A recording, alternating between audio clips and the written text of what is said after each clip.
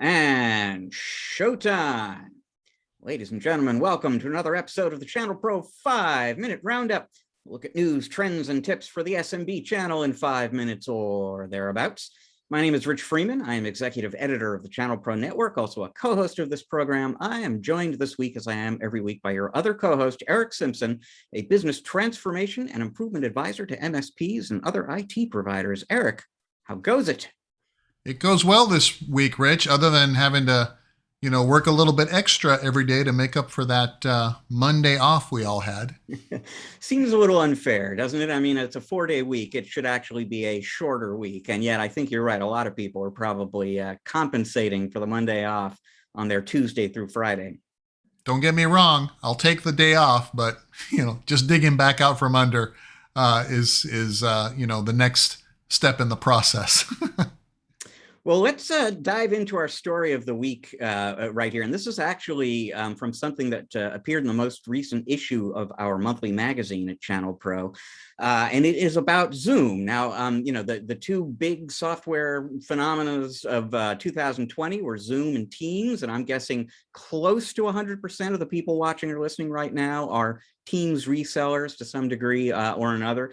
They may or may not be thinking about Zoom as a potential vendor partner. But it turns out that Zoom has a partner program. They've got partner account managers and a partner success team. They've got lead generation campaigns that they do. They've got a portal and marketing materials and all sorts of stuff. And none of that on its own probably sounds all that different or interesting or exciting to you, except that almost none of it existed 18 months ago. So, I mean, 2020 was an unbelievable year for Zoom. Their sales increased 326% last year, thanks to the coronavirus and work from home. And in the 18 months or so since the beginning of the pandemic, they have built a relatively mature partner program almost from scratch. They were nearly 100% direct to consumers and businesses at that point. And now they've got all the trappings, almost all the trappings of a full-fledged partner program. If you are a referral partner, they will give you a one-time or under certain circumstances, two-time reward for passing along a lead. If you are a reseller partner, you can get a minimum 15% discount, goes up based on volume. You get an extra 10% on registered deals. You can make money selling Zoom to your customers, and you probably have customers who prefer Zoom to Teams.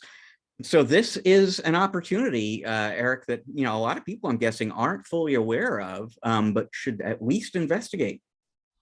Yeah, as was I, unaware of this large initiative to build a channel program and a partner program for IT pros. It's very interesting because I like to think that I'm on almost every mailing list on the planet. I know that's not true, but I might be close.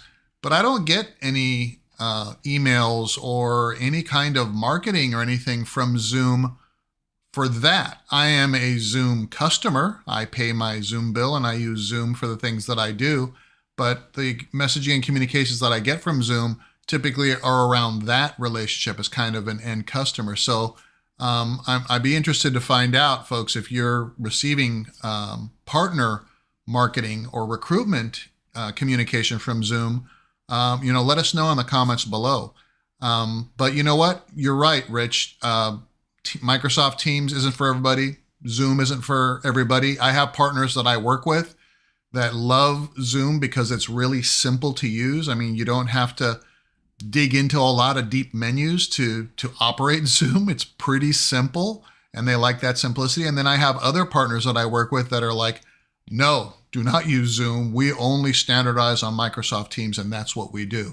So it's a little bit of a Coke and Pepsi thing here, but when you're reselling to your clients, it's good to have Coke and Pepsi because some clients may want the simplicity of Zoom, even if, they are using Teams internally, because again, I think Teams, takes a little bit more effort and a little bit of training and intuition to get it to work, kind of like Zoom. And of course, each of these platforms have pros and cons between each other as well. So a little bit features and benefits on both sides. So I use both interchangeably in what I do. And I suspect a lot of channel pros do as well. I do as well. In fact, ChannelPro as an organization uses both Teams and Zoom for somewhat different purposes. I suspect there are a lot of SMBs out there who are using both. You never want to be that IT provider, that ChannelPro who says no to your customer.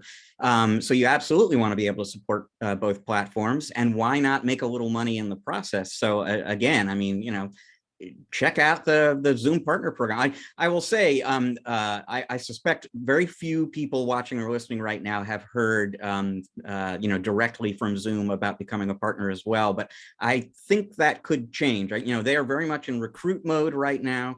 You hear Zoom and you immediately think of the video conferencing system, but they've got the Zoom phone VoIP system, Zoom rooms. They're conferencing room system. They recently acquired a company that makes contact center software. So at some point down the road, that will be part of so they kind of need a channel to scale up what they're doing and support all of these different systems, all of which, will present revenue opportunities for partners as well. I think they're going to be more and more aggressive going forward in terms of actively recruiting a lot of those companies who are doing Teams alone right now. Yeah, well, I think they've got some catching up to do from a partner program perspective, right? Because, as you say, probably everybody that that subscribes to to this podcast is familiar with Teams and Microsoft Teams, and is probably reselling it in some form or fashion as part of a M365 subscription package to their clients. So, no, I'd be curious to see what else Zoom has up its sleeve. It sounds like they're building out a portfolio of products and services that are geared towards folks that can resell it to their clients. So you're curious to see what comes next. Well, Eric, let's move on to your tip of the week. And, speaking of teams with a lowercase t are generally a good thing, are they not? And yet sometimes, Eric, they aren't. Yes. So the tip of the week this week, Rich, is when working as a team goes wrong, right? So, and I know that's a very dramatic intro, right? When working as a team goes wrong. Well, let me clarify. When working as a dysfunctional team makes your job much, much more difficult. And, a great example of this, again, ripped from the headlines, working with some of my clients, and some clients that I work with want to have pretty much every member of their team on a consulting or coaching call. And while it's great to get feedback and different perspectives and a little bit of a diverse kind of a mix of conversation, what's challenging is getting done what needs to get done during the conversation. So rather than, and this expands beyond just having conference calls or Zoom calls or team calls or whatever it is, but just in general, I'll challenge our channel pros to ask themselves, are they having too many people in meetings? Are they having too many people on calls, right, where they don't need to be? And if you are needing to have different individuals on a call or in a meeting, how are you managing that meeting?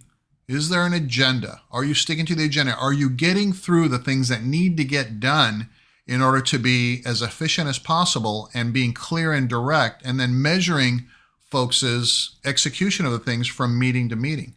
So again, the tip is a little bit of a, don't have dysfunctional meetings with team members, and don't involve them in things that they don't need to be in on, but instead look at it from a performance perspective, right? Because every time that we select, a handful of folks of our team into a meeting, multiply those hours times that number of folks and calculate, the lack of productivity, right? Because if they're in there doing these types of things, or anything really, we are preventing them from doing possibly some of the things that only they can do for the organization, right?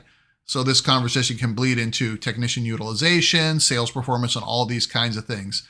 But I just noticed this week, now how much longer it takes to get consensus and to get execution done, the more people are involved, right? So many cooks in the kitchen, all these fingers in the pie. You know what I mean? So think about that when deciding on initiatives and involving people, and make sure that you've got a specific agenda and you're tracking performance and you're holding folks accountable to getting things done. Otherwise, these conversations just tend to grow legs and we end up in, rabbit holes we don't need to be in.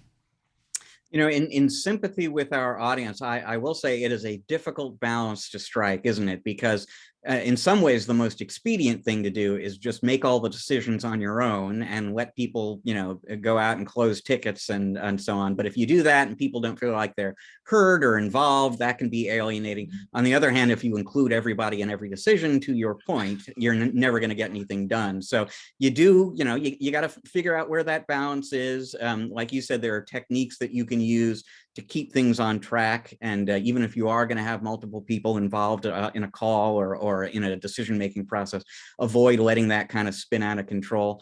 The other thing I'll add quickly, and I think too few organizations do this, but it would be great if more companies made it okay for employees to decide 20 minutes into a meeting, you know what, I've got nothing to add here, and I've got better things that I can be doing. I think I'm going to step out and let you get, without looking as if you're not interested in participating, giving people the freedom, empowering them to participate in some of these processes, but also giving them the flexibility to back out if it really isn't something that they're going to be able to contribute to without looking bad in the process, I think is useful.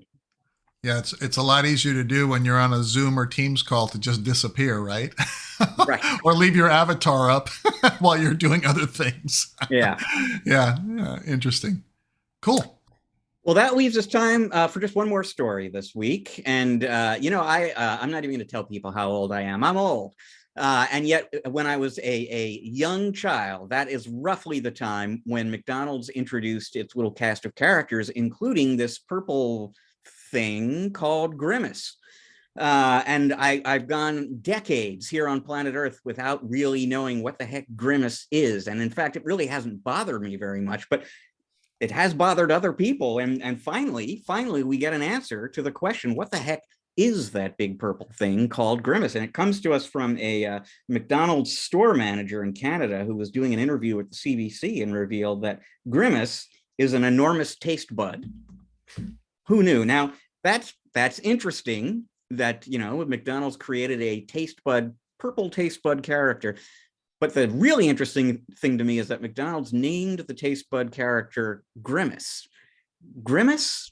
I guess it could have been worse. They could have named it Wretch or something like that. But I don't understand why you name the McDonald's taste bud character Grimace. Yeah, Rich, I really have nothing for this. It makes no sense to me.